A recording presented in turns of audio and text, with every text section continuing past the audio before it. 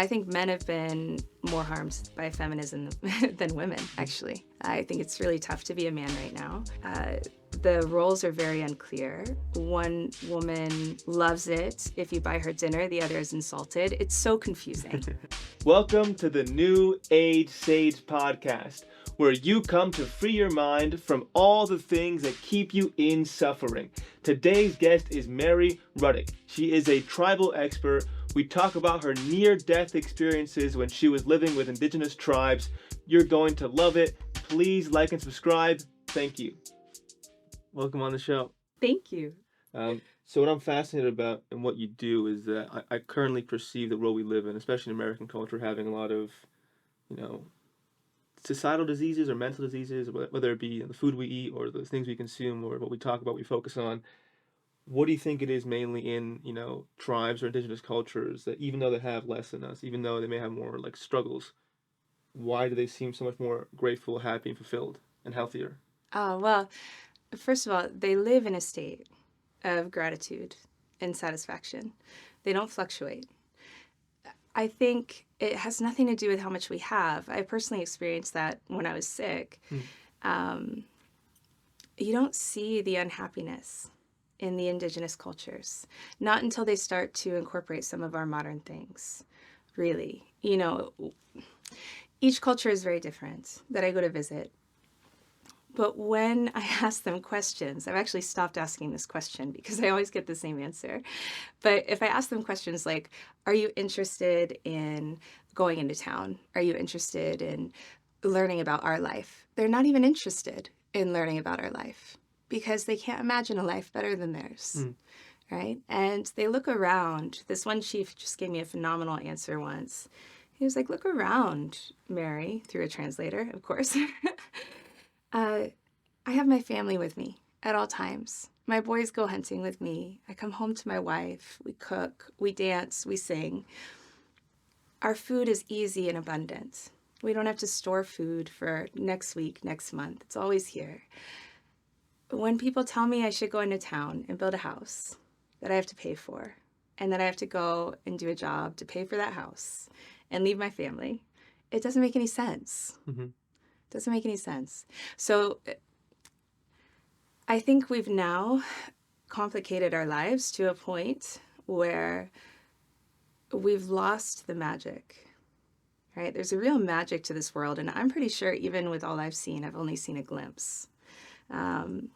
There's definitely a different sense, like sound, sight, these senses. It seems like they have an additional sense, and that, of course, we would have as well, that we can tap into.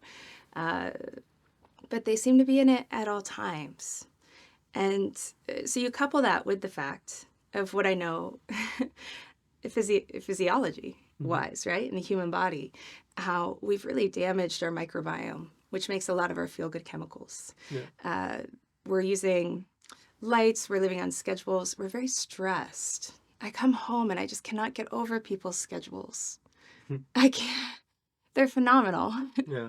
I was just talking to my sister who got a new job, and she's always had great jobs, but she just transferred states. And she was so excited to have a job from 7 a.m. to 7 p.m., Monday through Friday. And I just couldn't even cognitize that. I can't imagine the stress. She has 2 kids. You then have the commute. When do you relax? Yeah. When are you present? Yeah. Yeah. What you're discussing here is a distinction. I think here we're all human doings. We're just always in a rat race of doing everything, and not just being here right now, present and enjoying reality. Yeah. That we're actually human beings. I think what you're maybe picking up on is this conception of, in those cultures, they're just existing. They're just being with what is. They're enjoying what they have and just not feeling this constant need to be doing something. Yes. What do you notice in people? Why do you think we're so obsessed with doing here rather than being? I think it's how we get our sense of worth. I don't meet too many people that feel worthy. It doesn't matter how successful they are. Yeah. They could be an NFL star and they still have this underlying feeling that they're not good enough or that they have to prove their worth. In the tribes, they tend to teach character development from a very young age. So they're really learning the virtues of character from one on. I was just with the Toltecs in Mexico, and with them, they give their 2-year-old children these rattles, and that's all they give them for about 24 hours. No food, no water. And so if the child feels uncomfortable, they can shake the rattle, but they don't get comforted. They don't get anything. And at the end of the 24 hours, then they're immensely loved by everyone, right? So they're kind of like taught mental hardiness from the get-go. Each group does it very differently. Some start later, but they always have this buildup of character and confidence. And, you know, confidence really comes from, I think many people have different theories on it. For myself, confidence came from becoming good at things, right? Yeah. Having trust in oneself. And I think in our culture, we often feel that we need degrees or other people to validate what we're good at. And so we're chasing things rather than really honing a craft. Yeah. And these cultures hone a craft, but they also have very set roles in society, not in a limiting way. It's actually very freeing to have clear boundaries. Yeah, sure. Right? So if you're a hunter, and a lot of the tribes and communities I go to visit, they're not hunters. But if you're a hunter, that's what you do. You're not wondering all the time, should I be doing something else? What's my purpose? They don't think about their purpose. They're just being present. For sure. How did you build your self-worth? What was that process like for you? Was it a big moment, or how did that come for you? Yeah, I don't know if this is anything that would help anyone else because it was such a unique situation. Yeah, I'm curious about your story. What kind of got you here? Yeah. Yes. Yeah, hopefully it will help someone. I think you don't have to go through what I did to get there. I think you can get there through good things. And I wouldn't say what I went through was bad, because at the end it led to the most beautiful life. But for me, I spent 12 years of my life very disabled, and many of those years in bed. And at one point, I was on a breathing machine and my kidneys were failing, and I had organ damage all over, really bad neuropathy. And if anyone has experienced that, it's like being burned alive. You don't get a relief from the pain. So you either break or you go in and you learn little tricks in your mind. But what really did it, because that goes into a bit of a different topic, what really did it to give me self-worth, self-value, was I was thinking about the fact that, okay, I have a month left on this world. And I was looking at old photos, and I was remembering back to when I was healthy and how I would look at those photos and think, oh, this could be better, or this isn't good enough, whatnot. And I just decided I didn't want to die not fully in love with myself, and how silly it all was, you know? So I started practicing tons of self-love, and I had to do it towards parts of my body that didn't have a lot of history, right? My legs were in incredible pain. So I started with my big toe, and I was like, I'm just going to fall in love with my big toe. I'm just going to fall in love with that. And at the time I had this gratitude journal practice, which I've kept up every day since then. And I would write, 6-7 page gratitude journals towards my big toe. And I started to realize life without a big toe would be awful. You can't balance, right? You can't do all these things. And so then that started to spread, and I started to bring it to the rest of my body. And I just started to realize how absolutely magnificent our bodies are, how much they do for us that we don't even think about, and how often I had spent my life criticizing or judging. And so I just made a contract with myself to never do that again. Yeah. When I hear you talk about it, which seems like a devastating, painful experience, you say it with a smile and deep gratitude. Yes. How'd you get there? Oh, because it genuinely was the best thing to ever happen to me. You go through something so incredibly difficult for so many years, and it's difficult in all ways, right? With chronic illness, I didn't grow up sick. I got sick from an infection that went to my brain. When you deal with a chronic illness, especially a misunderstood one, we didn't know what it was for many years. You don't get social supports like you do with cancer. People aren't bringing you casseroles. Everyone drops away. You spend a lot of years in a white room by yourself, you know? And the gift of that is that you not only have a dark night of the soul, you have years of dark nights of the soul. And so it causes you to go in and to transform. Mm-hmm. When you come out of that, hopefully, so far, it's been well over a decade, so it hasn't happened yet. Hopefully it doesn't. You don't forget how amazing it is to walk across a room just with ease, to stand up with ease, to be able to talk to you, to be able to make contact, eye contact, right? Pick up a phone or hold my own cup. These things don't get lost. And so you just live in a state of pretty constant gratitude. And you don't have that dissatisfaction. So one thing I've noticed each time I come home to the States, but also anywhere with like big cities and very developed, even amongst the most successful people, they don't seem satisfied, you know? And I remember that feeling. Yeah. I remember that feeling. And just the loss of that feeling alone made going through that illness worth it. Just that. So we could stop it there and say just that is worth it. However, since then, you know, now for the last decade plus, I've been working with clients and helping them get into remission, and it's exciting. I look forward to every single day. You know, when I work with someone, even if they're in the worst state, I know where they're going. Yeah. So it doesn't drag me down. Instead, I feel like so excited, almost like you've already watched a movie, let's say a horror movie or something, and you know who's going to get there at the end. And so you're not worried about them the whole time. Yeah, you kind of learned in that experience how to feel love for just existing and being in some way. Like in my experience, with not obviously way less devastating, but when my mom passed away, like about a year ago, I used to be drug addict, so I was addicted to just escaping my pain all the time. Yes. And exercise became my drug at that point. I was always in the gym. I was always playing basketball just to like escape what I felt. And then of course I just destroyed my leg one day, playing and just was. Then I, with that one broken foot or broken ankle, I would just still go to the gym and lift and like forget about it. And then of course I fell down the stairs.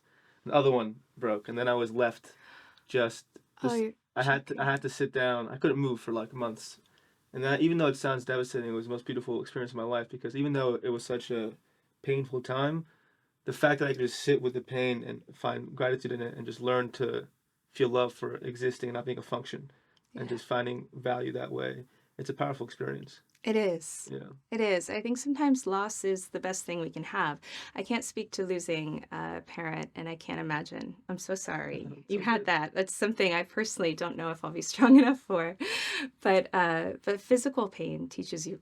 It teaches you so much, and it teaches you your strength. Yeah. Yeah. The Mayans I was just with, they do this ceremony called a temazcal, which is a sauna that basically brings you near death. But it's a beautiful experience, and it's built like a womb. And the idea of it is that you go in to die to your old self and be reborn. Very, very sacred. Everything has symbolism. It's absolutely gorgeous. And I love it because it reminds you of your strength when you come through it, right? You know you can get up and leave at any point, but you don't. And so when you come out, you're like, yeah, I am strong. And whatever that was that I was thinking about that felt overwhelming, it's nothing. Yeah. How common is that theme within cultures like that? Some initiation, like initiation towards, like a physical initiation towards accessing a higher conception of self. How common is that? Across the board. Why do you think that is? I think because if we don't challenge ourselves, and if we don't have a community that teaches us character, we're unhappy. Yeah. We're very unhappy, and that damages society, right? We're seeing that now. We're seeing that here. But I think also it's an act of love, really. So the parents in the community, when they're watching the children go through these, and some of them are deadly, you know, like some of the ones in the Amazon, some of the challenges are deadly. it's like proving your worth for the tribe. I think a lot of times now what I'm seeing, and again, I'm removed because I'm not in the States very much, but what I tend to see, especially what I was seeing in the Northwest before I left, was that there was a lot of feelings of I deserve rather than I have this thing I can bring and improve the society with, or improve you with, or improve a child's life with. And so I think these are meant to avoid that, avoid the worst aspects of humans, because we are so myriad. And in general, I think our shadows are where we grow. And I think the tribes and the communities haven't forgotten that. And so they can provoke the shadow, but they don't provoke the shadow without a guide out. Yeah. Right? Whereas I think in our societies, we have a lot of shadow hiding. Yeah. It's that thing of like you either willfully go and meet the shadow or it comes to you in some way. Yes. Yeah. And that's the way they kind of do it. I think like in American culture, they're not even facing it when they have to. It's like this complete oblivion and ignorance towards their own shadow, even if it's acting up. They can't even go there. I think there's a lot of escapism, and I think it's very understandable and human. Yeah. I don't know if I was living in that life, if I would be any different. It's overwhelming, the amount of demands on people. And so I think, of course, they're wanting to escape. But if that's going on, then what I would recommend is completely switching the life structure, right? There's that book, the Marshmallow Test. Have you read that one? I haven't. It's amazing. It was this study done back in the 60s that now has been replicated many times. And it showed that, well, I'll give you a little synopsis. Let's say we're two 5-year-olds and we go into this study and we're put in separate rooms and they put one marshmallow in front of each of us. And then without telling us what's happening, they say, hey, listen, you can eat this marshmallow, but if you wait until we get back, we'll give you 2. So if we come back, you haven't eaten it, you get 2 marshmallows. Well, some of the kids ate it right away and some didn't. And they started to get really curious as to what makes someone wait for the rewards. Well, because of that, they replicated the study so many times. I would have to look it up to say the exact number, but it's dozens. And they tried lots of different methods. And the thing that ended up being the most successful was to get the child in a good state of mind first. So they'd have them dance or sing or meditate or have a hug. So if the child went into the study in a good state, they would wait for the second marshmallow. And if they went in just normal, they would typically succumb, eat the marshmallow. And I think that really speaks for us. I think that's why there's been this big movement towards morning routines and cold therapy and saunas and things that prime your day, right? Whatever it is, so that you start the day with a sturdy mind and a bit more stoicism. Yeah.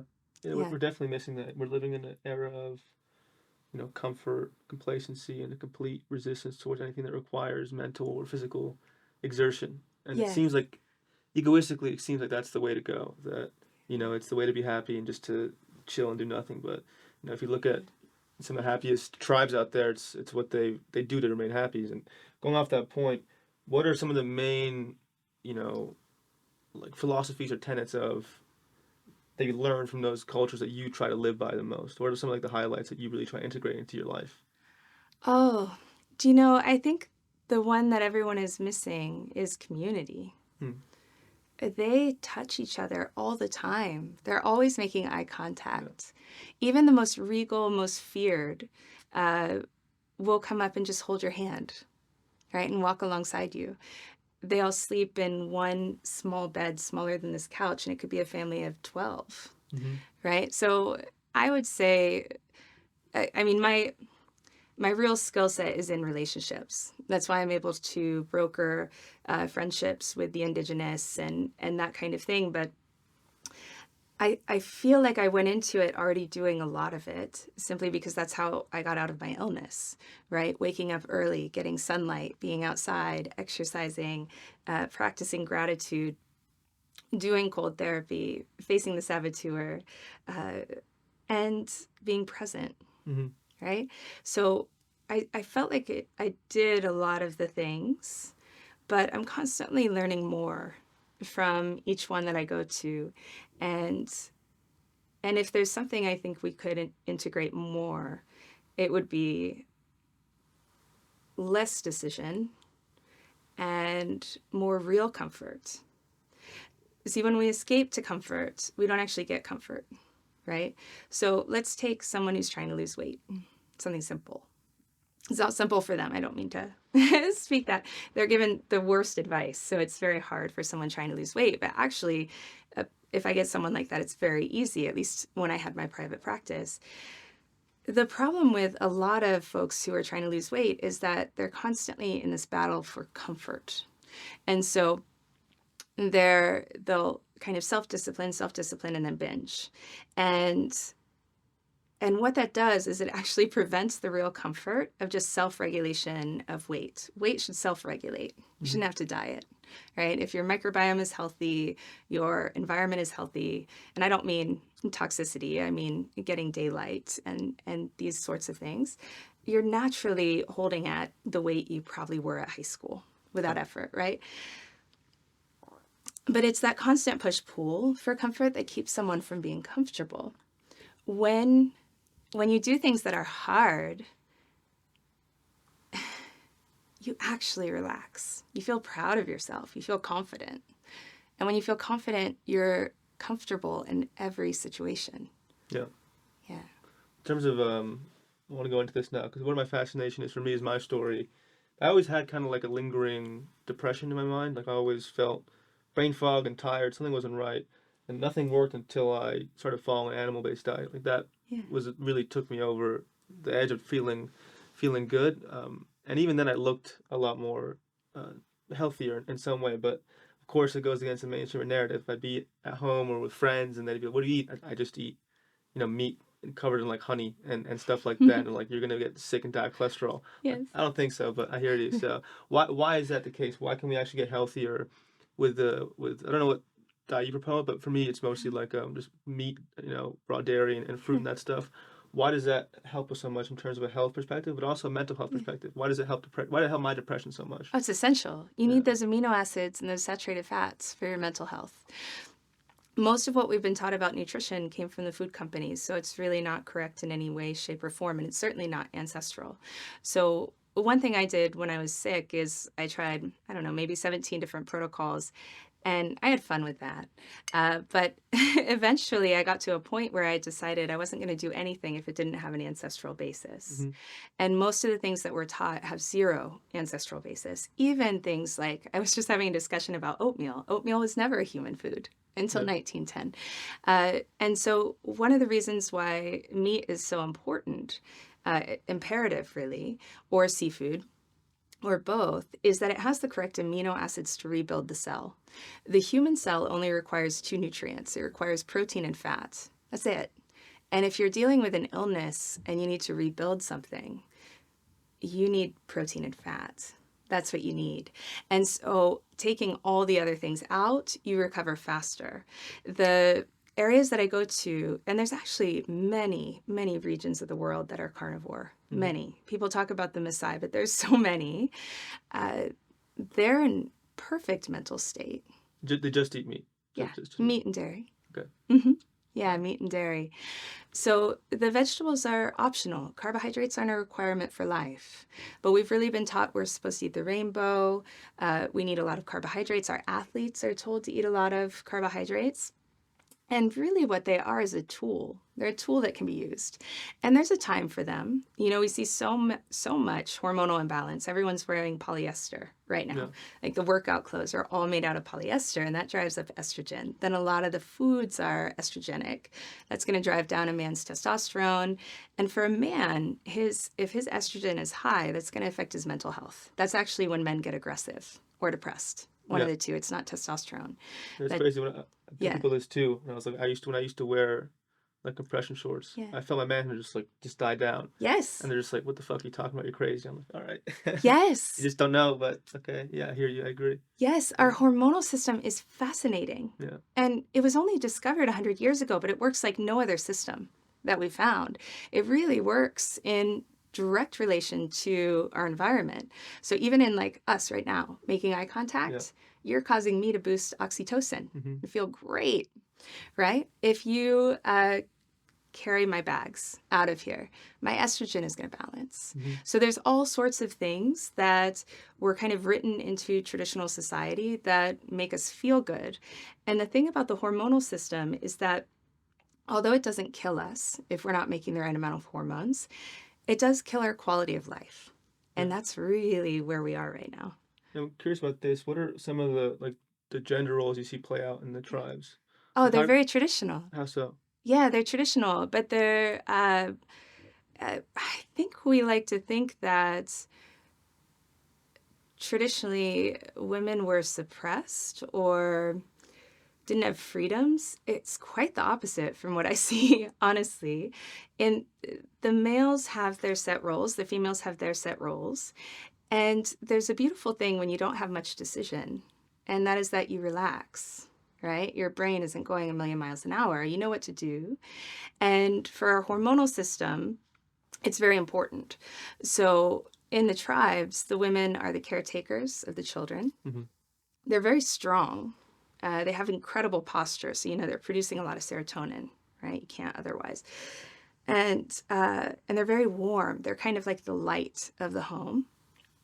They do a lot of things. They go, and depending on what their diet is in that region, they might be going to wild harvest or they might be working on crops.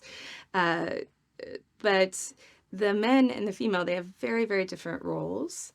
And now with what we've studied with hormones, we can see why, right? Let's take modern day. Let's say I went into law.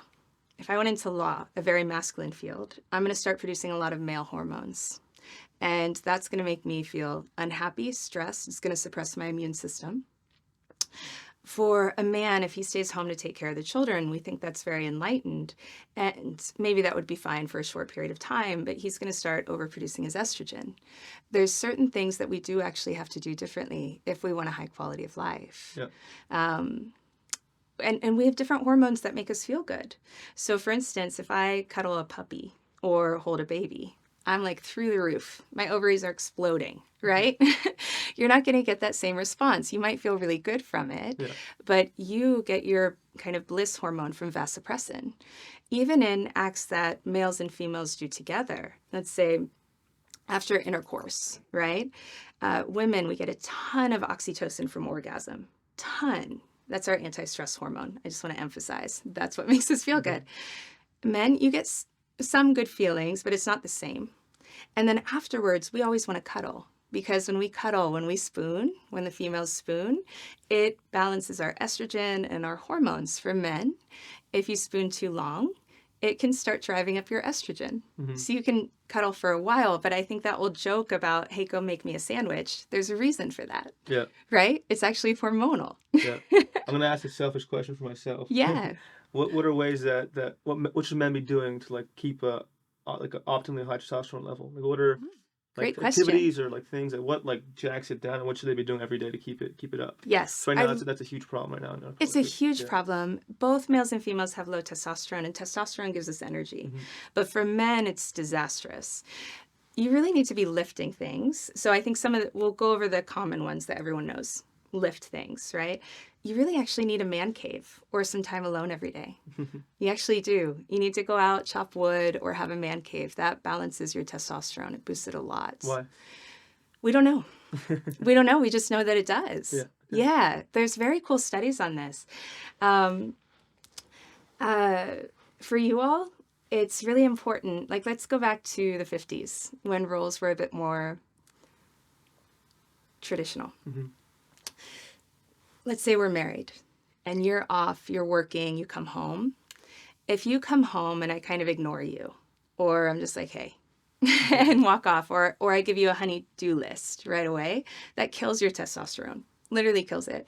If you come home and I'm like, I am so glad you're home, and I cheerlead you, and I'm like, you're amazing. Thank you for providing for the family. I have missed you. I cannot wait to serve you this dinner. Your testosterone goes through the roof. So when men have a cheerleader around them, that really boosts their testosterone a lot. Also winning fights and being the leader. So if you can have meritocracy with anything in your life, that's going to really boost your testosterone as well.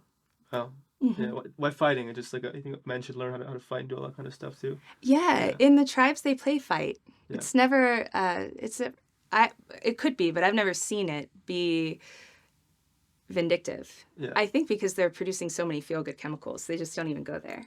Yeah. You know? Yeah. In terms of the relationship stuff, that's so true. Like when I've seen, even in my life, my past, when I've learned my lessons with women, or I see friends who are just really low in testosterone, I can feel it intuitively. Yes. They always have a woman who doesn't respect them. They come home to, it's like, you're right, it's like the biggest tank of that. Like, and I want to know why, but it doesn't even matter. It's so true.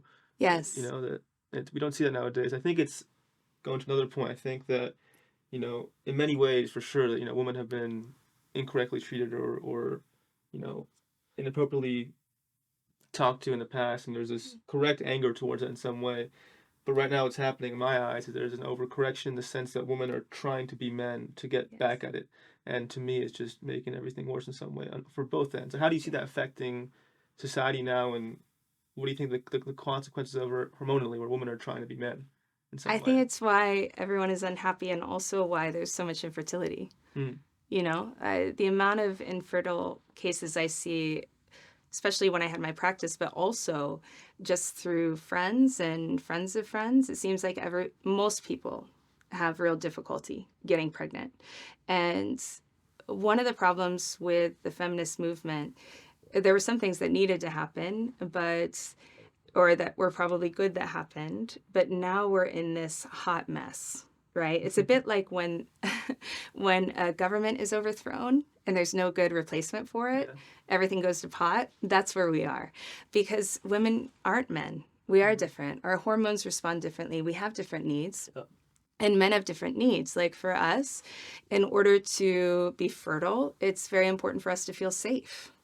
If we're pumping out cortisol, we're going to shut down phase 2, phase 3 in the liver. We're going to get estrogen dominant, and we're going to get endometriosis and PCOS. There's other causes of that, like blood sugar imbalance, right? A high carbohydrate diet. But that will do it too. Let's say someone has cereal for breakfast or Pop-Tarts.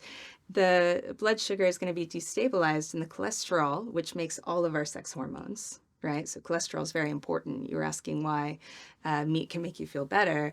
It's our healing hormone of the body. It makes all our feel good. It's villainized. It's like the killer. Yeah. It's our healing hormone. It's the first thing anyone says. Like when I eat mostly meat, like your cholesterol, you know, heart attack. I was like, I think you will first. Yes. We need cholesterol. Cholesterol is what goes and repairs cells, but it also makes all of our feel good chemicals, and it's responsible for many life-saving functions of the body. So when our blood sugar is destabilized, it's actually a deadly situation for the body. We don't feel that because our cholesterol will go out and stabilize it. But when it's doing that constantly, it can't make our sex hormones in the right amounts. And so we get imbalanced, and the men become more feminine. You see it, right? They're growing feminine bodies. They get the feminine fat now. They get the feminine voices and the feminine feelings. Whereas for women, we get too many androgens. So when our blood sugar is spiking, our ovaries are fascinating. I mean, there's so many magical things about the body. But the ovaries, they have thousands of receptors for insulin on them. Why? Right? You would think it's utterly unrelated. But it's not, because insulin is a marker of stress. And so if the ovaries sense a lot of blood sugar imbalance and insulin, they're going to pump out androgens, male hormones. And the female's going to get facial acne and PCOS and not be able to hold a child, essentially. So these things that we think of as intellectual, as this should be the way, is going against nature. And so there's a way to merge it, right? There's a way to merge it. Like if a woman works in a care-based field, or if she's able to maintain a calm state and bring her femininity into her modern job, and if the man still does a lot of the providing, he opens doors, he carries bags, that stuff is not It's very important. It's very important for our hormones. So if the male is making her feel safe and doing a lot of things for her, then she can maintain a job. I don't know about legals. Maybe if it's like real estate law. But CEOs, we're not really meant for that, even if our mind is, right? So I think there would be a way to merge it into a new society where everyone is respected. But the reality is that in the past, everyone was respected. We like to think that they weren't. Yeah. I read a book that made the point that this is powerful enough in and of itself that when women are pregnant, that any like amount of stress like added up will affect the mental, the neurodevelopment and health of the child. Just based on the stress of the mother bearing, and that like symbolically has significance in the sense that, that makes the definition or the argument that women should be, protected, cared for, and provided for, and given space just to relax and feel all the stuff they need to do to give health. Yes, definitely. And so what I'm seeing now is more of like a 50-50 culture, but it's not actually 50-50, right? Women have periods for a week of every month. So that causes them stress when they have to live in the normal life. Even if I don't feel like anyone's talking about this, but it is actually important. Red tents sound amazing. I think everyone would love them. Well, females and males would like them, but really a woman who's healthy and relaxed, she shouldn't have a bad period. We like to think that cramps and moodiness is normal because it's become normal, but it's not. When I talk to these tribal women, they don't have any of that. They're just a little more tired. They're shedding an organ. So the stress is what creates all the cramps and stuff. Yes, and the stress of needing to be all things. Yeah, and what's, for men, let me rephrase it. What's good stress for men? Why do men need some stress? And what's the line there? Yeah. At what point does it become like too much? Well, men need a specific kind of stress, right? They don't need overwhelm. I think both sexes are overwhelmed. Yeah. I think men have been more harmed by feminism than women, actually. I think it's really tough to be a man right now. The roles are very unclear. One woman loves it if you buy her dinner, the other is insulted. It's so confusing, So yes, it's very hard. And you're still expected to go off to war and do these things. But traditionally, throughout the world, what defined a good man was a person who was willing to do what he didn't want to do, right? And what defined a good woman was one that could stay calm and joyful in all situations. Very different roles, right? So it is important for men to do things that they don't want to do. But it's also important that they have a place in society that's clear.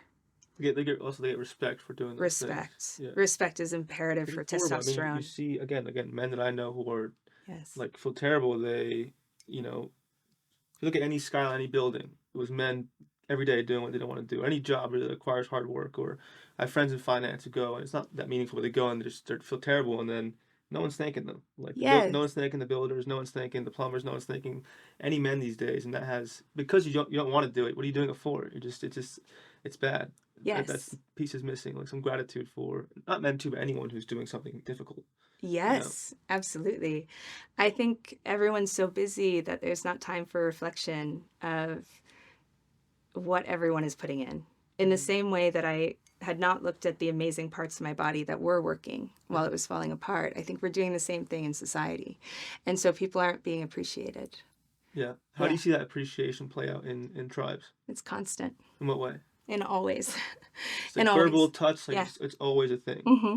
Like over the smallest thing. Someone gets water or fetches wood, it's always like a completely gratitude.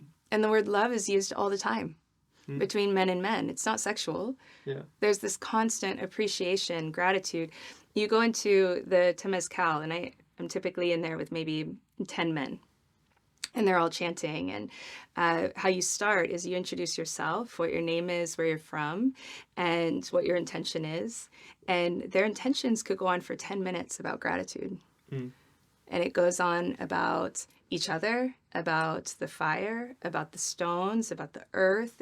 It's nonstop. It's like they're in a constant, they could just rattle off appreciations without even thinking about it. Yeah. What's your strategy? I want to talk about this now. What's your strategy in becoming friends with them or developing a relationship with them? What's your go-to strategy? And also, once you're done with that, what's the most difficulty you face? What's the most challenging situation you had to overcome to connect with them? Who was like gave you the hardest time? Oh, great Yeah. question. No one's asked me that before. Okay, I I will tell you, I am not a chess player at life. I am a checkers player. I I kind of just follow things that I'm interested in and that I enjoy, and then roads tend to open up. So fortuitously. So I've been very, very lucky. But what I've often done is just put myself in the region, and then I'll end up meeting someone who knows someone else, and I stay long enough to build friendships. I think it's really time. Mm. It's really time.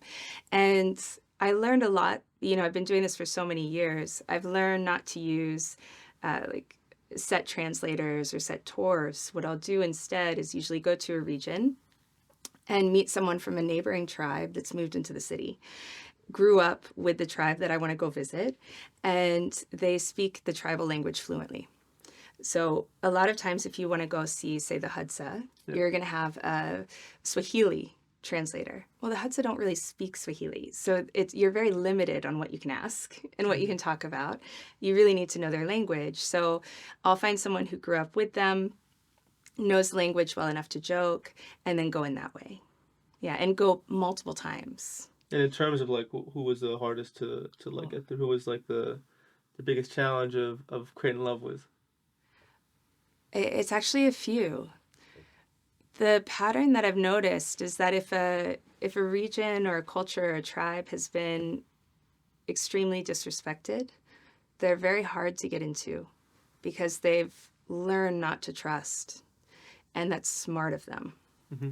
So especially, say, the Inuit cultures throughout northern Canada, all the way through Greenland, a lot of the Amazon has been brutalized. You know, we had gold miners go in illegally. We had the rubber trade where they were enslaved. They've been used a lot.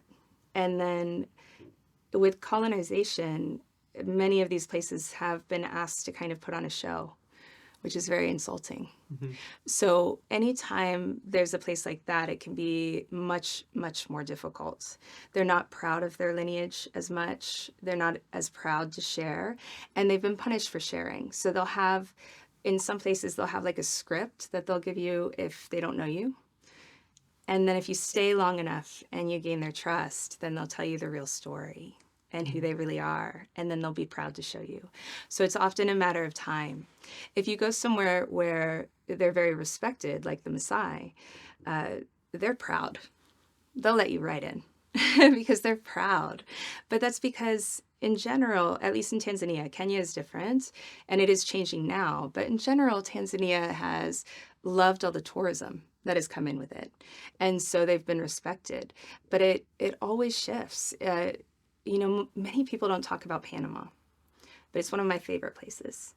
Panama has 5 tribes that are still on their traditional land, which is almost unheard of. And the Panamanian government has been horrific. I think it was around 1927, 1925. They, in 1 week, wiped out over 20 tribes, like full massacre, right? Somehow 5 of them remained. One was due to the Panama Canal and the U.S. government, and there was something going on there. So the Guna tribe on the Sandblast Islands, they were kind of protected internationally. But those tribes are very, very real. They're still doing all of their things. They haven't really modernized. And so those are good places to go to. But it's shifting so radically. Mm-hmm. It's shifting so fast. A lot of do-gooders go in and really ruin the culture. Mm-hmm. You know, tell them they're not practicing the correct religion, really shame them, tell them they have to put on clothing. They basically destroy it. And then others, a lot of nonprofits actually do the worst. By thinking that they're helping. So for instance, I went to a place deep in the Amazon. It took 10 days to get in there of grueling, life-threatening travel. And a nonprofit had come in and brought them cell phones because it was COVID, and they wanted them to be able to go to school. So very well intentioned actions can have devastating results on the end of these tribes. What do the cell phones do that was so bad? Well, it brings them to the modern life. Yeah. Yeah, that's what it does. Yeah, they don't have Wi-Fi. You can't get data out there. But they try. They put in satellites. What was the reaction? Did you see like the reactions to it? Like how did they respond to the phones? Like what are they doing with them? Was it like what? In the Amazon, the kids were starting to kind of play with them, but in most regions, they're not even interested. Yeah. Look at it like, what the fuck is this? And kind of just toss it. Yeah. Like if I come in with a camera, the little kids will want to make faces in the camera because it's fun. Yeah. But it's not something they care about keeping. Even I noticed, like, I mean, looking at your shirt, but whenever I've taken mushrooms in the past or psychedelic, I'll look at my phone and I'll be like, what the fuck is this? I'll just kind of like toss it, not have anything to do with it. But it's kind of our natural state to be like have distaste towards these technological devices. Yes. Yeah. How do you manage that now? Of like not letting that kind of stuff affect your reality? I'm going to give you a break to digest all this amazing information, and in this break, please like, comment, and subscribe. Thank you. Oh, I can't say I'm successful at that. I'm really not. I'm often in regions without Wi-Fi. Okay. And then when I'm in Wi-Fi zones, I'm usually catching up with clients or doing podcasts. So I don't have a lot of time for social media. I'm sitting on thousands of hours of footage that I would love to get out, but there's a reality of time. You know, you can't cut film when you don't have power. And that's where most of the places I am. How do you feel intuitively in your system when you're away from Wi-Fi, away from technology, in nature? How does it feel different to how you feel now?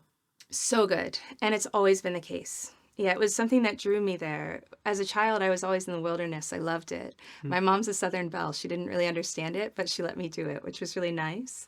And I always felt best when I was camping. Like you, I used a lot of exercise growing up. So I was a runner and an athlete, and I loved getting those endorphins from exercise. In fact, a lot of people who don't produce feel-good chemicals on their own will go towards adventure sports and athleticism because that forces the production, right? So I think we're seeing more and more and more of that. But I loved being in nature, and I used to do a lot of backpacking. Well, now it's neat because I'm not a rigid person. I'm not a black and white person. So I could get judged for this, but give it. That's fine. I bring an Aura ring out when I go, and my HRV goes through the roof whenever I'm in these places. And this is when I'm dealing with a lot of stress. So I'll give you an example of one night. There was one night I was in the Amazon last year, 4 days in. And at the time, there's a neighboring tribe that usually stays by themselves. They've actually been completely uncontacted because they shoot anyone. They shoot tribes, they shoot anyone. They're the ones with the National Geographic photo trying to shoot the helicopter. Like bows and arrows? Yes. Yeah, they're very dangerous. and that's why they've maintained their whole culture. Well, they've been coming closer to the other tribes by the Amazon to get goods and things, and they had just killed some people there. And so the village had set up little alarm systems made out of like string. They can make string from tree in a second. It's amazing. And then these sound devices, kind of like a musical instrument, so they could hear if someone was coming. Well, all of these huts, it's basically an elevated plank that you sleep on. It's just to keep the jaguars out. It's not fully successful, as you'll hear, but that's the purpose of it. So I was sleeping on this plank, and I knew this tribe had been attacking, and all of the houses are about a 20-30 minute walk away from each other. And so I knew everyone had gone to bed. And I'm sitting in my bed, and I have my bag over in the corner of the room, which has my knives and things like that. Wasn't thinking. It's the last time I did this. So I'm in my bed, and suddenly I hear this pounce, and I look over, and there's an ocelot on there, and he's rummaging through everything. An ocelot is a large cat, like a jaguar, for those who aren't familiar. And and they're dangerous. They're not as dangerous as, say, a lion, but they do harm, and they're known to be vindictive with their harm. They'll like go for bad parts of the body. Anyway, so he's in my room, and then I hear right outside humans walking by, and I know the only humans could be that tribe that's been killing people. So I've got that going on. And and my knife I can't get to, so I have no protection. And I realize after about 20 minutes, I'm like, you know what? If it's going to happen, it's going to happen. So I just go to sleep. I go to sleep with the ocelot, with the tribe. I wake up in the morning. Ocelot is pouncing off, thankfully. I'm alive. I'm awake. I look at my HRV. It's fabulous. My deep sleep, fabulous. So even in very dangerous situations why do you think that's just absolutely insane? I agree. It really is. But I see it over and over and over again. Even when I was... no EMFs and all that kind of shit. Like, what's making it so high even amidst all the stress? I think it's our natural way to live. Right? The community is so warm. So that evening before I went to bed, there was this little girl who, I really wanted to steal, but I would not be able to give her as good of a life as she has now, who just sat in my lap for 4 hours, no exaggeration, facing me with eye contact, giggling for 4 hours. That's all she wanted to do. Just giggle and make eye contact. I've never felt so much joy in my entire life. We made a fire. We cooked food, an animal called a tapir, if you're familiar with it. It's something they really love. They'll go for a 3-day hunt to get. And we cooked that in the banana leaves. It was like really lovely. And then I had already been in the Amazon for many days. And although it's grueling, it's not so much emotionally stressful, right? It's grueling, but not emotionally stressful. So I think it's the fact that you're getting all the daylight. You're going to sleep early. You go to sleep when the sun sets. You wake up with the sunrise. You aren't doing emails, which just kill your dopamine. You can't actually use your phone at all. And so in that way, maybe, but I'm not sure. It keeps surprising me. I was in Greenland earlier this year too, during the 24-hour sun. And so we weren't sleeping much at all, 3 hours, maybe a night, but also really good. So it's not that you don't come back from these trips ready to rest, especially if I bring a film crew, then I'm tired after those. But when I go on my own, I think it's just that our microbiome, our feel-good chemicals, our light, light shifts the microbiome more than... well, about 50% as much as diet, right? And then the community aspect. So I think it really comes down to 4 things. And I could get humbled by this because I learn more every year. So take this with a grain of salt. But mindset. The tribes have a great mindset. I got a really good mindset from my illness. Theirs is better, but it's really good. So mindset, lifestyle, community, and diet. You put those 4 things in, and I think you're pretty solid. What is it in their mindset that you think is so special? Oh, they're like what the Greeks wanted to be with Stoicism. Yeah. They just have it without effort. They have so much confidence in themselves, and they don't have striving. They're passionate, but they don't have striving. There's no sense of lack. I don't know. It's hard to translate. I think what I hear is that the main illness I see now in modern day and age is that we're attaching our self-worth to externalities. I think it's the biggest recipe for disaster, whether it be how many followers you have, how many likes you get, how much money you have, what your job says, that we're constantly outsourcing our validation, our self-worth. And the moments where I've felt the most at peace is when I don't give a fuck about that. When I'm just, I know that what's inside me is enough. And it doesn't come all the time. When it comes and I'm in touch with that spirit, I feel like everything's complete. And that's what I feel like is so dominant in those tribes, that their self-worth is so internal, and so they get it from there, and there's no outsourcing of it. And I think that's what they're doing. There's no outsourcing and there's no competition. So if you bring a gift, the first thing, like let's say you're the chief, so I'll bring you, say, salt or a knife, something useful. Immediately it gets passed on to the next person, Everything is shared. So there's not this idea of like yours and mine. Not until they've become modernized. There's none of that. And so there's no self-worth in the outside. No. Have you had any other situations of near death or awe in those tribes or in the wilderness like that? What are some Constantly. what are some highlights? What was the closest to death you've been, and how did it feel like?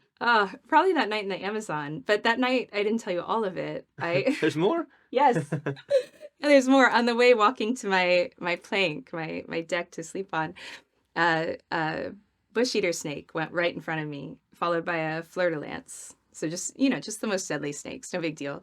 And and then there were bullet ants everywhere, which if you've studied the Colombian tribes and some of the tribes in the Amazon and up north, the bullet ants are these huge ants that have the most painful poison. It can kill you just from the pain. From one ant? Yeah. And they're everywhere. They were all over my plank. Like there's nowhere that you can go to avoid them. They're everywhere. And most of these communities, they walk barefoot. So it's like they part the seas. That's why I'm saying I think they have another sense, and that we do too, that we haven't tapped into. But that night was probably one of the most dangerous. Now further upriver, there was human danger, very serious human danger with the cocaine trade, which was very unexpected, and got out of some situations. But I've been held hostage. No big I've been deal. chased by a lion and a rhino. Held hostage? What was that like? What happened?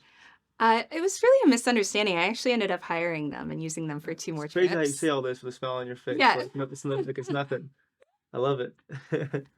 It's the full experience of life. I hear you. It's the full experience of life. I find a lot of things really come down to communication. And a lot of times if you can figure out what someone wants, and also what their skill set is, you can find a place for them in your life. So with these guys, what they really wanted was money. And I personally never care if someone wants my belongings or my money. I travel very light. Yeah. So just please don't take my passport. Yeah. Makes things very difficult. So in those regions, it's not as scary. There are certain regions where I've been where you don't want to be held hostage because they just kill. We were held at gunpoint in Kenya, and that was there's definitely those. And there's certain regions like, okay, take Zimbabwe. Mm-hmm. Zimbabwe in general is quite safe. So if you get carjacked, which is common, they just want your car. So you just give them your car and your body is safe. In places in South Africa, that's not the case. But it's very regional, just like it is in the States. So if you know the place, you know where to go and where not to go. And you need to not be naive about that. I was naive once. That was a deadly situation. What happened there? Very. So bad. I took some girlfriends on a road trip through South Africa before I knew South Africa well. It was right after I had bought my house there.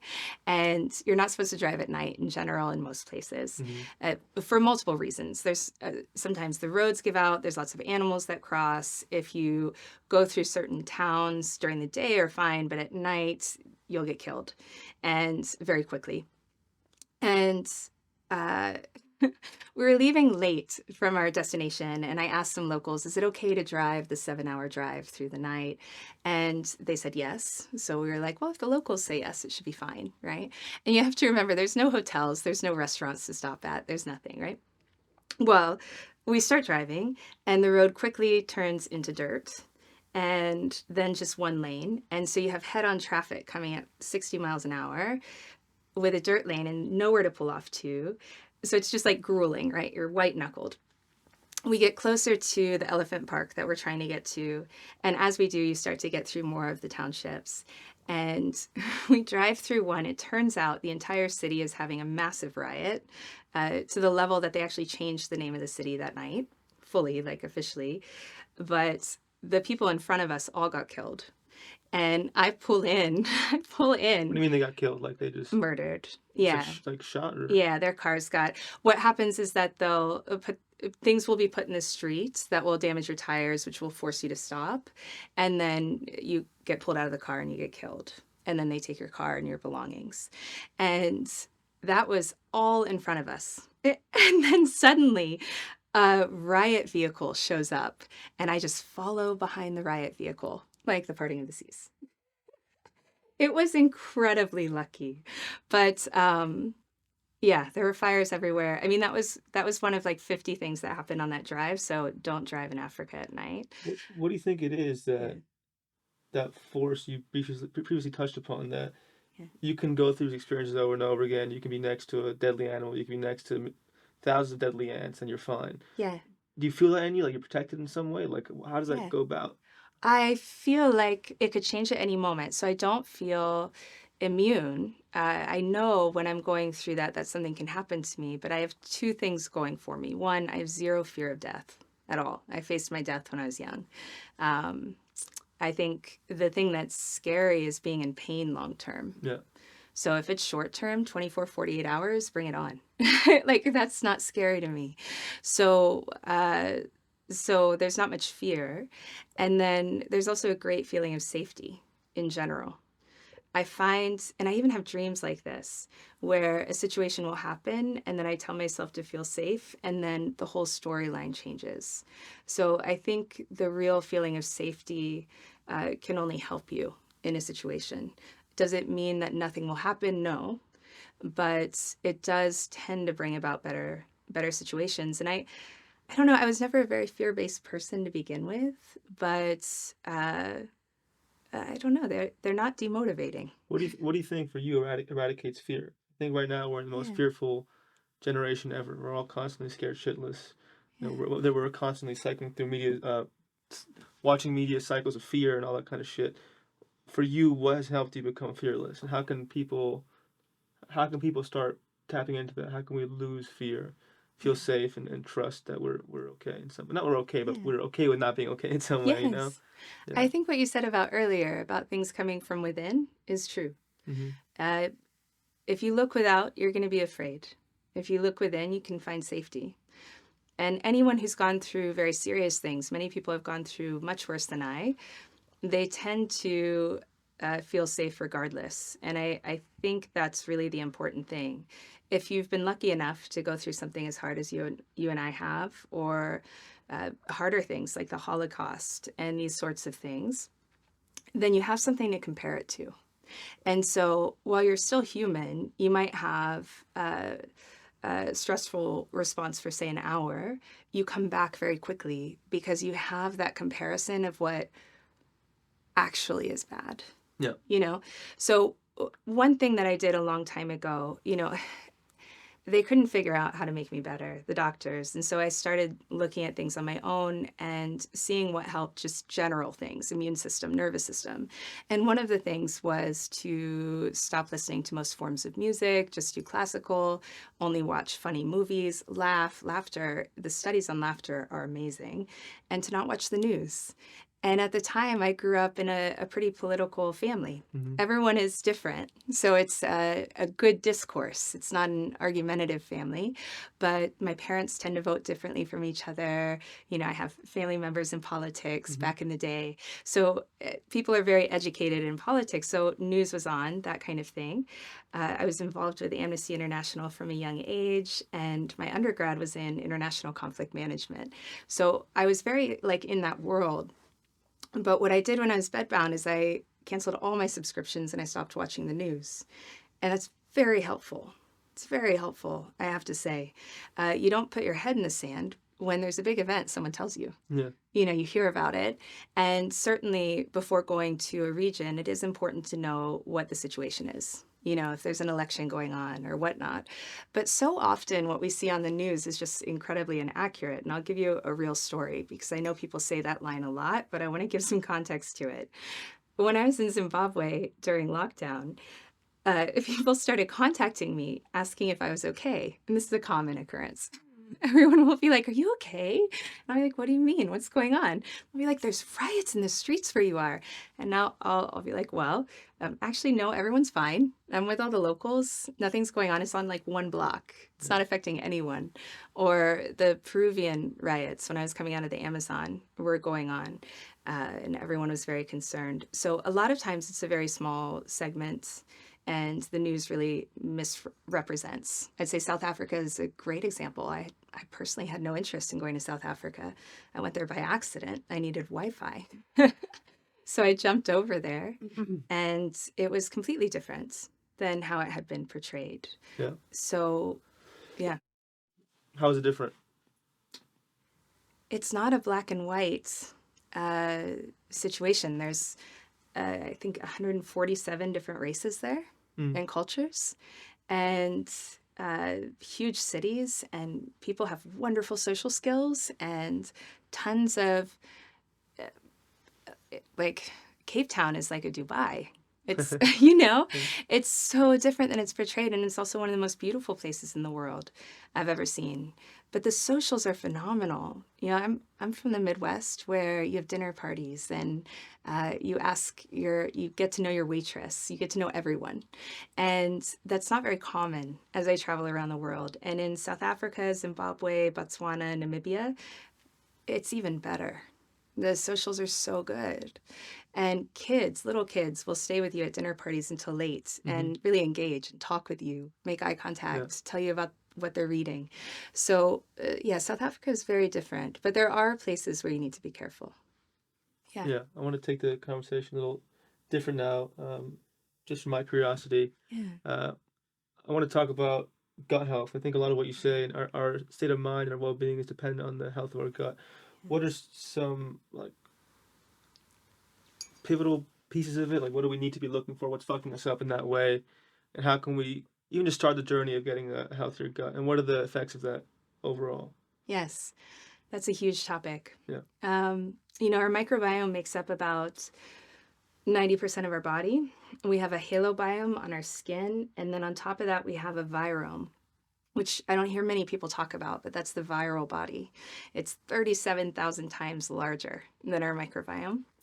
And I wouldn't be surprised if we don't discover many other systems. But with the microbiome, it's very important that it's in balance. If it's in balance, we have a lot of sturdiness and hardiness against the environment. I really think a sign of health is resilience. So if we have to put ourselves in a bubble, that's a problem, right? So things that affect the microbiome that we didn't know were affecting the microbiome would be the obvious ones: C-sections, antibiotics, Clorox, cleaning ourselves too much. It's not normal to use soap, right? These kinds of things have really damaged the microbiome. And then in addition, a lot of the foods that we eat. So we eat a lot of foods now that are out of context of ancestral ways. So if you take corn, for instance, corn is a traditional food, but where it's traditional, like where I just was, it goes through a 5-step process. They go through nixtamalization, it releases the niacin, they stone grind it, they sprout it. If you eat it without all of that, the way that we do, corn on the cob, popcorn, it has a large protein that's it's a lectin, it's a sticky protein that sticks to the gut lining and damages the villi. The villi are the little fingers in the gut lining that the good bacteria need to live on. So if you damage those, you get kind of a dystopian villi that only can house overgrowth and opportunistic bacteria. Here's why that's important.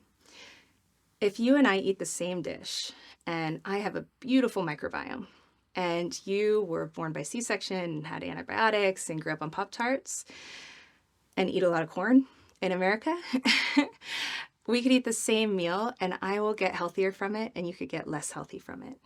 Because we are not the ones who eat our food. It's our bacteria that eat our food. We eat their byproduct. So if I have good bacteria that's eating my food, let's say a starch, like we'll just stick with corn. We'll stick with corn. So if my good bacteria eats corn, and as it does so, it releases an anti-inflammatory chemical for me. It might be a fatty acid, like butyric acid, that prevents cancer and all sorts of things. For you, if your overgrowth eats the corn, in its byproduct, it releases a toxin, a fat-soluble toxin. Fat-soluble toxins are very difficult to get out of the body. Very difficult. And they go out through the channels of the liver, phase 2 and phase 3, that we need to process our hormones and all other fat-soluble toxins. A lot of the man-made chemicals are fat-soluble. So those channels are pretty bogged down already. And so a lot of what we do has to do with our lifestyle, right? If we get up in the morning, we get sunlight in our eyes. We can't be wearing glasses or in the shade. That's going to really help our microbiome. We have to get sun on our skin. We can't be wearing sunblock all the time or at all. And then stress shifts the microbiome astronomically. Yeah. Short-term stress, fine. Long-term stress is the problem. So you have that as well. But then you have all the products on your skin. You know, we grew up in the Bath and Body Works era where everyone is using a lot of products on their skin. And as we're learning from the medical field, you know, a lot of medicines are now being administered through the skin for a reason. It goes straight to the blood supply. So what you put on your skin really needs to be edible. Really needs to be edible. So one thing I always made my clients do was make all of their own products. It's very important. And you see it in the tribes. If they do bathe, which most don't, and they have no smell, by the way, they smell great. Their microbiome of the skin is perfect. They don't have BO. But if they do, they'll use things like yogurt. You know, they'll bathe themselves with yogurt. So lactic acid, which causes cell regrowth and collagen regrowth. So all of those things affect the microbiome. There's so many things. There's things that affect it well as well. Like our bacteria, we used to think that if we took an antibiotic, it would kill the bacteria. We're now seeing that rather than killing it, it changes its form. It changes it to an L form bacteria. Now, an L form bacteria is where we're seeing a lot of correlation with chronic illness. So if we continue to get more L forms, we tend to get more and more sick. There's a few things, and we don't know why, but there's a few things that do shift the L form bacteria back to the normal state. One would be cold therapy, swimming in the ocean, not lakes, but the ocean. Saunas do it as well. So there's certain things that were found in traditional societies that do shift it back. Yeah. What about food-wise? What's like beyond corn too? Like what should we really not be eating? Oh, what fucks us up the worst? What?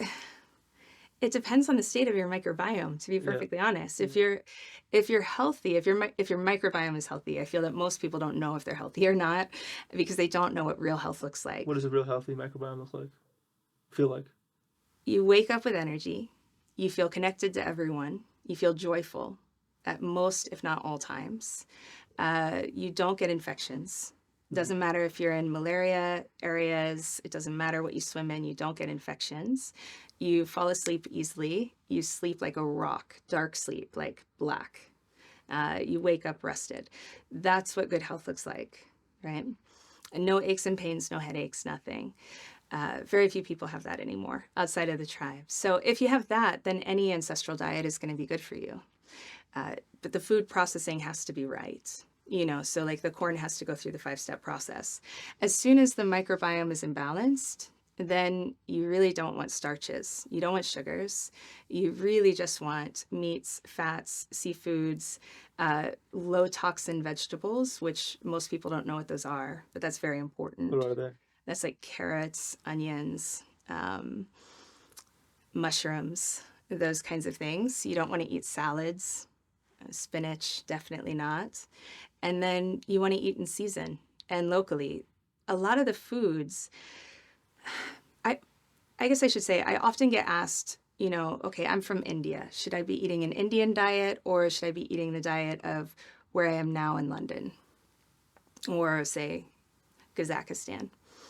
You should always eat where you are because your microbiome adapts to where you are, but also because if you're going to eat plants, the plants are in relation to where you are.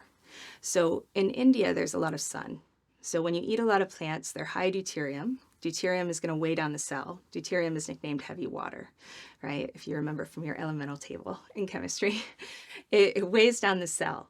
And the thing that clears that is sun on the skin. Well, if you're not outside all day, if you're wearing sunblock or you move to a place like Scotland where there's not a lot of sun and you're importing a lot of plants and eating those, you're setting yourself up for chronic illness, right? If you're in Greenland or the Arctic and you're not eating any plants, you're great.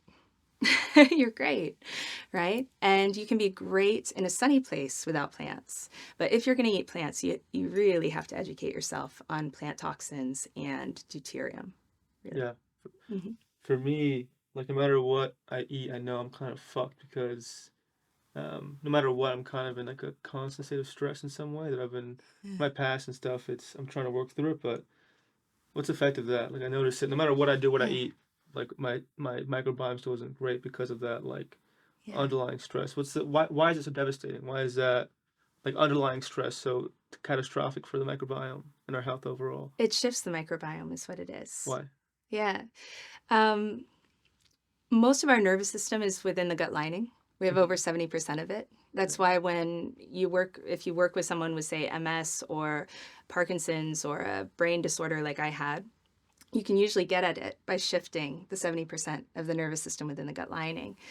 But if you're stressed, that's going to change what's called the migratory motor complex, the speed in which the nervous system moves. And when that happens, that can allow bacteria to crawl into the wrong places. So even a good bacteria, if it's in the wrong place, can cause problems, especially over time. So that's why the chronic stress is such a problem, aside from the cortisol blocking up phase 2 and phase 3 in the liver. What are ways you recommend to heal our nervous system? What are things we can do to move towards like a predominant parasympathetic state? Oh, so many. I would laugh every single day, and I mean real laughter. Like, you got to laugh a lot. Cultivate gratitude. A lot of people, when they go for it, they can't even feel it, right? They can feel, maybe they list 3 things they're grateful for. That does nothing. You have to really get to the state of gratitude, like where you're getting a tear. So you just keep writing. One thing I did when I was sick and bedbound, anytime I felt angry or self-pity, I would immediately start writing again. So some days I would write 6, 10 times and many, many pages until I got to that place. But it's really important because as long as we feel victimized or upset, we're going to be cranking cortisol. And although cortisol is great, we need cortisol. It's what wakes us up in the morning, right? We don't want it all day. So that's really important. I think the breathing techniques that are coming out now have always been around. You know, like when I was just with the Mayans, I did a 1-month canoe trip with the Mayans, and they all breathe together as you move the canoe across the ocean. And that causes that same breathing technique that they use to raise the HRV. Yeah. Slowing down your breath is very, very important, and practicing presence. And I think offloading your schedule, having priorities. It's difficult. You know, I can only imagine you probably get a lot of offers and a lot of really great things. When really good things are coming your way, it's very difficult to say no. But if you don't prioritize, then it's going to be stressful, even if they're all good things. Yeah. The other thing is, too, something I just learned, which I think is something I'd love to implement. I was with these shamans from the Toltecs, and you know, the Toltecs have been hiding in the mountains from the 1200s. I didn't think they existed anymore, but they do. And they're very sweet people. And the shamans, they're not considered a shaman until they've practiced for 30 years. So one of my friends is an apprentice, and he's been practicing for 16 years, and he's still not a shaman. But he's taught me a lot. And what these shamans do is that they go to different regions of Mexico each year by themselves to harness energy so that then they can use that energy to heal others. I don't know anyone who works in the health space that takes that kind of time, right? They're constantly giving, not filling. And I think it's something that could be very helpful to bring into our society as a norm, not as like it has to come from the right intention. It couldn't come from a place of victimization or that kind of thing, but very much from a place of, I do this as a gift to others. Yeah. Yeah. I completely agree. That's what I tell people who are trying to be a coach, a therapist, do all this kind of stuff. I'll say, they're so fixated on helping others. And that's fine. I get the heart, but it's like, fix yourself first. Like, really get to a place where you're embodying, you're really living those things, because then it becomes so intuitive. It's like you're doing the healing work because it's coming from your body. It's not coming from your intellect, things you memorize on a page, right? Yes. In the healing system, that's where we get it wrong. It's just robotic memorization, repeated based on what these bullshit manuals say, rather than coming from the heart and actually and healing energy. So I completely agree. How do you feel right now with the medical system? I think right now what we're dealing with is fucked up in a way of, we're taught to match symptoms with medication. That's all we know, right? Yes. Like if you have a headache, it's a pill. If you have a certain, something going on wrong in your system or a bone or a bacteria, it's always like medication. How do you feel about that? What are the consequences of that in our day and age? I think that there's so many consequences of it. I'm grateful we have the medical field, but I think we've put it on a pedestal that's caused more harm than good. Really, our bodies have everything they need inside them to heal at all times. Really, everything is under our nose. at all times. And that's in nature too. I've given a lot of talks about that at medical conferences, but I'm grateful that we have the medicine, that we can use it, but I think it's being abused. So if the medicine is used as a crutch, like let's say, well, I can give my own story. I was on a lot of medicines when I was sick. Same here. Yeah. And at the end, I tapered them down to 5 from 17. And those were the ones that were really helping 17. me. I thought I usually have the most. I was at 10 once. You beat me. Ooh, So. I don't want to win that competition. But the 5 that helped me, they helped me function so that I could stand for 3 minutes. It wasn't like it gave me my life back, right? But I could stand without having a seizure for 3 minutes, so I could get some things done. And what I decided was that I would use that as, okay, I'm going to take full responsibility. If I'm going to take these medicines, then I'm going to do everything in my power to get off of these medicines, right? And that was kind of my contract with myself. And I think if you use medicine in that way, it's perfectly healthy. If you use medicine as I have to take this for the rest of my life and I'm not fixing anything, it's utterly irresponsible, incredibly. And I will say we have a very skewed view in the States of medicine. We could talk for hours about this. It's been so insightful to live in all these other countries where it's so different. Even away from the tribal lands, it's so different. But here, I come home, I turn on the radio in my mom's car, and there's blasting about fear, about infections. You go to a restaurant and it's sponsored by a hospital. There's constantly flyers for illnesses. It's like advertising for sickness all the time. Yeah. That this is normal. And it's absolutely abnormal. So I think the entire medical system is hugely problematic. I think it doesn't help patients. I think the doctors are unhappy too. They're not able to help people. And I think the medical schools spend a lot of time teaching nitty-gritty things that don't actually get people better. And so you end up with people who are very well educated. They feel very intelligent, but they're not actually able to help. And how I would really love any system to be judged, medical or not, is on the outcomes. And our outcomes are very poor. If you were to draft a new medical system, where would you start? Oh, no, I got that. Yeah, I know exactly where to start. In like a fantasy world, or not fantasy, I don't want to put language out there. Eventually, hopefully, what would it look like in detail to you? Yeah. Like how we can help people the most. Yeah. I think people need to be educated. Families need to be educated. My goal since I went into practice was for all of my knowledge to get into every household, and to put myself out of business. I'm working on that hard. The opposite approach to pharmaceuticals. Yeah, I'm working on that hard. Yeah. It should not be an industry, right?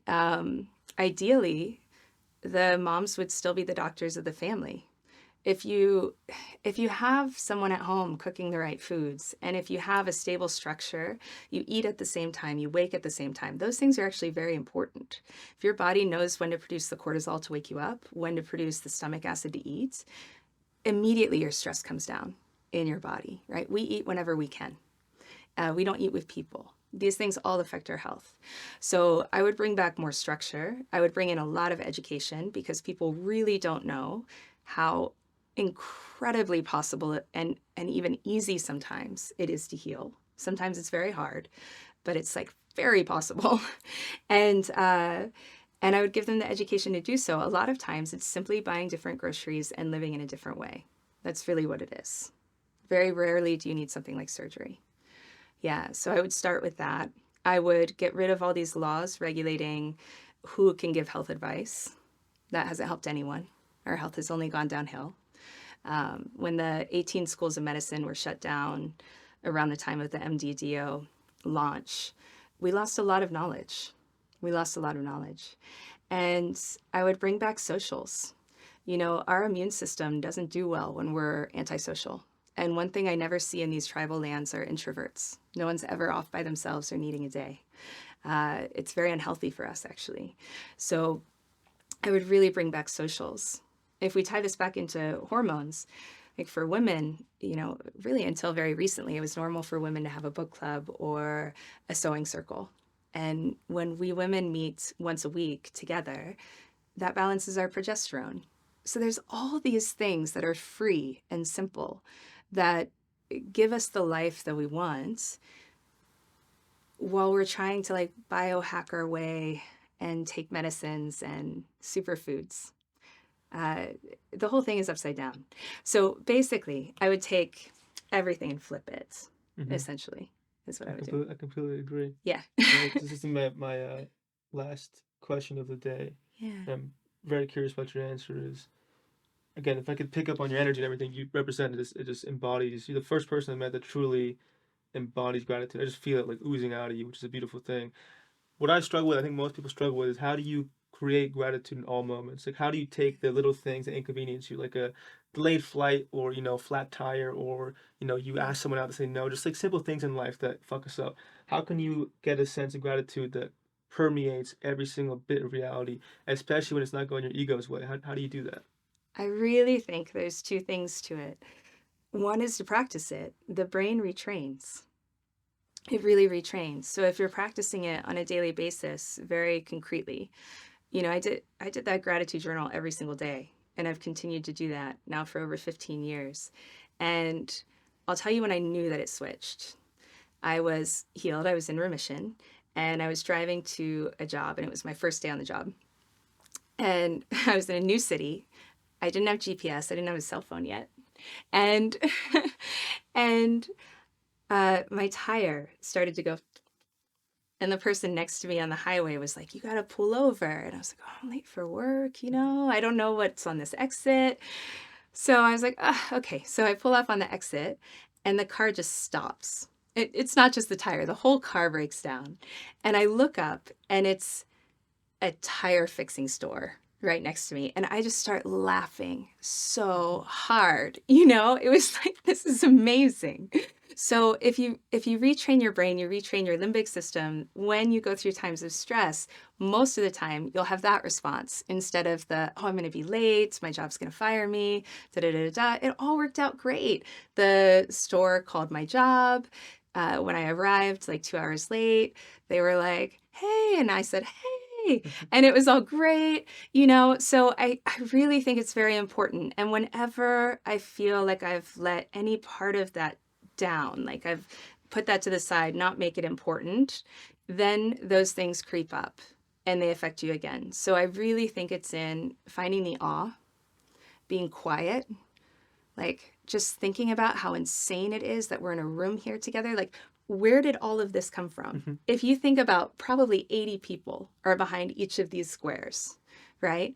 And where it came from, all of the different hands that it passed through to get here. If you break things down into the real wonder that they are, you don't live on edge. Yeah, I think you're referring to some level of like a law of attraction, that the more you are in this grateful, receiving, awe-induced state, the more things just end up working to match that internal sensation, right? That if you're in a constant stressed, worried, fixating, controlling mindset, you're going to attract or be in situations that fulfill that. And your experience matches that reality. Yes. That things just kind of come your way that match your frequency of gratitude in some way. Yes. Yeah. Yeah. And so that plus presence, always practice presence. It's a practice. The more you do it, the better. And if you do notice yourself losing it, then step back and bring those things in. Yeah. Yeah, because I think life here in America is very high pressure. And the last thing I'd want is for anyone to feel judged for not feeling in awe about the squares. But it takes time and silence and presence to do that. And so that's got to be an important part of your schedule. Yeah, well, thank you so much for all that. My mind is still completely blown, so I just want to express my gratitude for you coming on here and sharing your wisdom and your stories. Thank you. Thank you so much, and thank you for having me. This has been so lovely. I just adore your energy. It's really good. Hey, I hope you enjoyed that video. If you want to watch more content, click this video right here. And please don't forget to subscribe right here. Thank you.